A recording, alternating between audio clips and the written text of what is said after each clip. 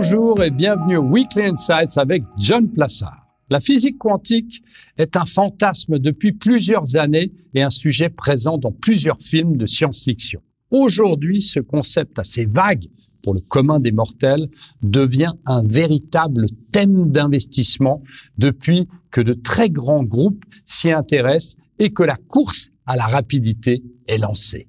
Selon le professeur Andrea Morello de l'Université de Sydney, repris par le journal Nature, l'informatique quantique pourrait bientôt devenir une réalité qui changera à jamais la technologie numérique après une réalisation importante de chercheurs australiens. Ces derniers ont prouvé qu'il était possible de réaliser des opérations informatiques pratiquement sans erreur, 99% de succès, en utilisant un dispositif quantique à base de silicium. De plus, les scientifiques ont découvert qu'il était possible de construire ces ordinateurs infiniment rapides en utilisant la technologie de fabrication des semi-conducteurs disponibles aujourd'hui. Les ordinateurs quantiques peuvent atteindre une densité d'informations plus élevée et traiter des opérations très complexes à des vitesses exponentiellement plus élevées que les ordinateurs classiques, tout en consommant beaucoup moins d'énergie.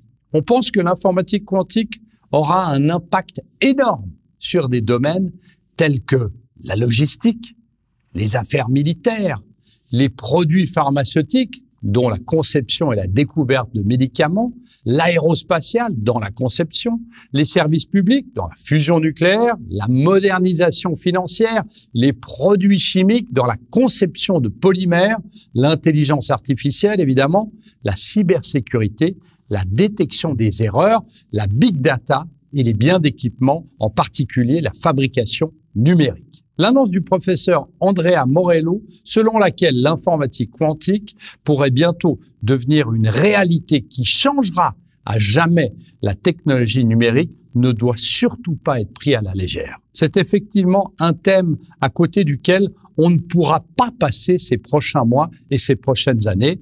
Il pourrait même accélérer la découverte de vaccins contre une prochaine pandémie à laquelle nous pourrions faire face. Il faut continuer de s'y intéresser de très près ces prochaines semaines et ces prochains mois. Merci beaucoup et surtout passez une très bonne semaine.